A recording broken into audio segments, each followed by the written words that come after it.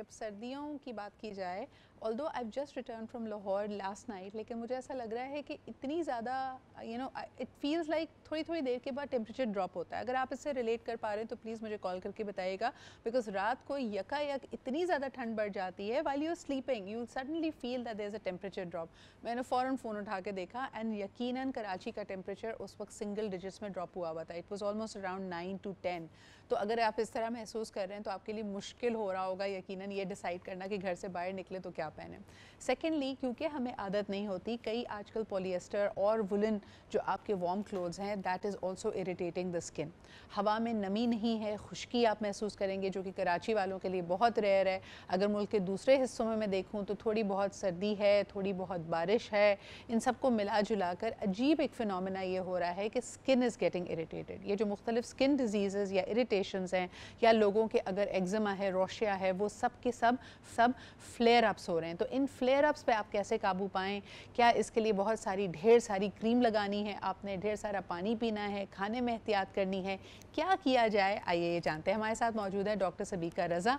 Let's get some tips from her. अस्सलाम वालेकुम। Sidra, thank you for having me here. It's such a pleasure to have you. आप मुझे बताएं अपनी practice में आप क्या नोटिस कर रही हैं? Is it eczema that is flaring up? Are people getting acne? क्योंकि कुछ लोग ये कह रहे हैं भाई कैफ़ीन की तो ज़रूरत है, कॉफ़ी पिएंगे, चॉकलेट्स खाएंगे, हॉट चॉकलेट पिएंगे तो फिर एक्नी तो आ जाती है।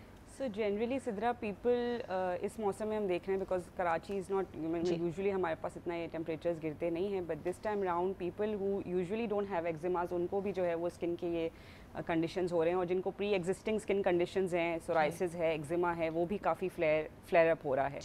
सो इसमें क्या करते हैं हम कि थोड़े से बेसिक चीज़ें जिनका हमारी ऑडियंस को आई एम ग्लैड कि आज मैं शेयर कर सकती हूँ पॉइंट्स। थोड़ी सी चीज़ों का अगर हम ख्याल रखें ना तो काफ़ी सारी ऐसी स्किन की प्रॉब्लम से हम बच सकते हैं। लाइक इस मौसम में यूजुअली हम बहुत ज़्यादा हॉट शावर्स ले रहे होते हैं, तो अब यूजुअली क्या होता है कि जब कोल्ड ड्राई वेदर होता है तो वैसे ही स्किन का मॉइस्चर कम हो जाता है, बिकॉज ड्राई वेदर स्किन से मॉइस्चर रिप ऑफ कर देती है। बिल्कुल। उसमें अगर आप हॉट शावर्स लेंगे इमीडिएटली कोल्ड टेम्परेचर से जाने के बाद हॉट शावर्स लेंगे तो मज़ीद उसको वर्सन करता है। सो बिल्कुल वार्म वाटर से अपने शावर्स लें, जो आपको बहुत ज़्यादा स्किन के ऊपर बहुत ज़्यादा गर्म ना लगे। और जब आप नहा कर निकलते हैं तो जो बिल्कुल हल्की जब डैम्प स्किन होती है उस पर आप अपना मॉइस्चराइज़र रब कर लें जी अच्छी तरह से। उस वक्त क्या होता है, मॉइस्चर लॉक हो जाता है स्किन में। बिल्कुल सही। Second is choice of moisturisers. Like इस मौसम में यूजुअली जो लोशंस हैं वो इतना ज़्यादा काम नहीं कर रहे, इंस्टेड जो हैवी बेस्ड क्रीम्स होती हैं वो काम कर रही हैं। मुझे ये बताइएगा डॉक्टर सबीका कि एक टिप जो अक्सर हम दिया करते थे और घर वालों के लिए, बच्चों के लिए बहुत ईजी होती है, because they usually don't stick around for being moisturiser, proper cream नहीं अप्लाई करते, तो कहते हैं जो लास्ट आपका रिंस है, चाहे आप बकेट से नहा रहे हैं या कुछ, उसके अंदर add a little bit of oil. Do you recommend that? Not every kind of oil, Sidra. I mean, there are a lot of oils here in markets, and one thing that I would specifically say is whatever you use, make sure it's fragrance free. जिसमें additives या fragrances होते हैं ना, उसका फिर कोई there's no point फिर, क्योंकि वो फिर eventually ऐसी चीज़ें मिला देते हैं जिसमें जो और ज़्यादा ड्राई कर रही होती हैं स्किन को। So I would always recommend कि fragrance free lotions, fragrance free moisturizers use करें, and you can add a bit of oil if you're used to it, या if you think कि वो थोड़ा सा कुछ added benefit करता है, but usually we don't recommend कि कुछ आप वाटर में शामिल करें। उससे अच्छा है कि आप जब नहा के निकलें उस वक्त अच्छी तरह से मॉइस्चराइजर पूरी फेस पे, पूरे बॉडी पे रब करें। गिवन कि हल्का सा अगर डैम्प होगा और उसके ऊपर आप कोई भी मॉइस्चराइजर लगाएंगे, चाहे वो हैवी क्रीम है, लोशन है, बॉडी ऑयल है, वो मॉइस्चर को लॉक कर लेगा and then moisture will have no option but to get absorb. Exactly, and use petrolatum and glycerin based moisturisers, ये चीज़ें हैं, यूरिया बेस्ड मॉइस्चराइजर्स, ये थोड़ी चीज़ें हैं जो मॉइस्चर को और लॉक इन करने में और ग्रीसी करने में हेल्प करती हैं। Shea butter is a good moisturiser.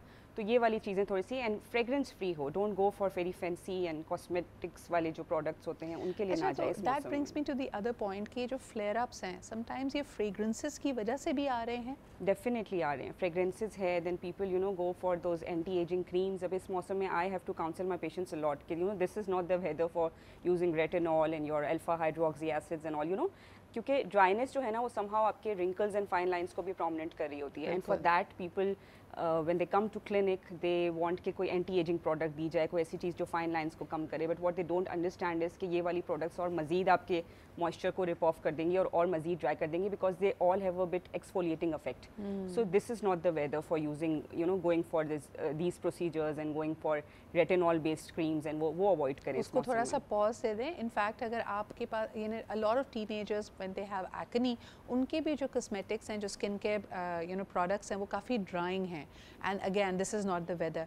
छोटे बच्चे जो वैसे भी चोर होते हैं, पानी कम पी रहे हैं, lips are chapped and cheeks are flared up, वहाँ पे भी हम देख रहे हैं कि रफनेस आ रही है एंड दीज आर ड्राई और the skin is piling of. छोटे बच्चों को क्या लगाया जा सकता है? छोटे बच्चों को भी आई वुड से सबसे जो प्योर चीज़ें होती हैं ना, use products that contain petrolatum, use products that contain paraffin, that contain glycerin.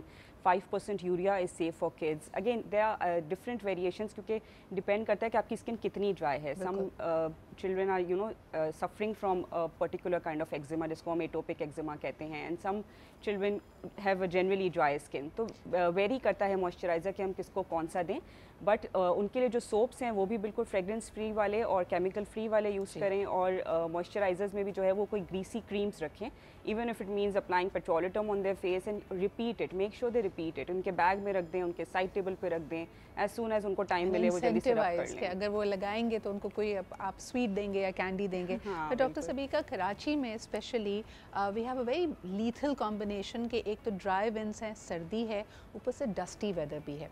And Karachi में अ लॉट ऑफ पीपल अपनी कम्यूटिंग के लिए बाइक्स का इस्तेमाल करते हैं, ना सिर्फ बाइकर हजरात खुद, बल्कि पीछे बैठे हुए बच्चे और ख़वातीन.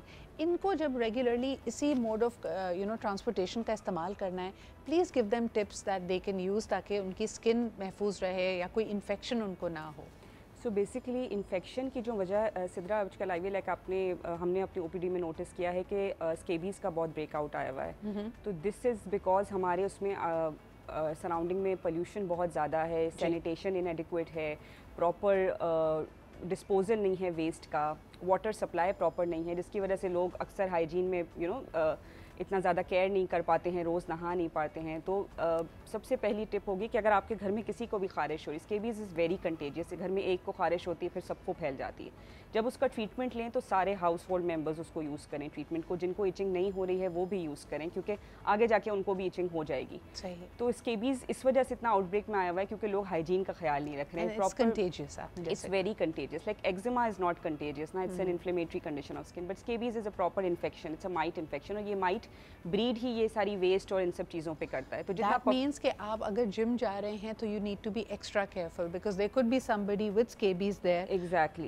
जहाँ पे ओवरक्राउडिंग होती है वहाँ स्केबीज़ फैलता है. आप अपने अगर आपके घर में कोई इन्फेक्टेड है तो आप उनके कपड़े वगैरह अलग रखें, टॉवल्स, बेडिंग, बिकॉज ये माइट इन कपड़ों वगैरह में रहता है और आप पर भी फीड करता है. तो ये आप थोड़ा सा हाइजीन का ख्याल रखें, उनकी चीज़ें अलग रखें, तो आप इसका स्प्रेड जो है वो प्रिवेंट कर सकते हैं. एब्सोल्युटली. अच्छा जी, मर्द हजरात आमतौर पर अपनी स्किन का ख्याल नहीं रखते, लेकिन उन्होंने बाहर भी जाना है, जो कि हल्की फुल्की धूप भी है, सर्दी भी है. मुझे बताएं doctor Sabika, for men and women क्या इस वक्त भी सनस्क्रीन लगाना अहम है? बिल्कुल. इट्स अ वेरी ये मिसकंसेप्शन है हमारा अनफॉर्चुनेटली कि जो अच्छा वेदर होता है या जब सन नहीं होता है तो आपने सनस्क्रीन की ज़रूरत नहीं पड़ती. आपको UVA और UVB रेज हमेशा जो है वो एटमॉस्फेयर से मिल रही होती है. सो सन प्रोटेक्शन और अच्छा होना चाहिए आपका. प्लस सनस्क्रीन को एक जो जनरल नॉलेज जो कि बहुत कम है लोगों में, इसको रिपीट करना चाहिए एवरी 2 आवर्स बाद. अगर आप बाहर हैं, आउटडोर्स हैं, make sure you repeat the sunscreen, क्योंकि जो भी आपकी सनस्क्रीन है वो 2 घंटे बाद उसका इफेक्ट ख़त्म हो जाता है. और इट डजेंट मैटर कि उस वक्त क्लाउड्स हैं या सन हैं, आपने UVA UVB रे से प्रोटेक्शन चाहिए. तो आप sunscreen before you step out उससे 20 मिनट्स पहले अच्छी तरह से लगाएं.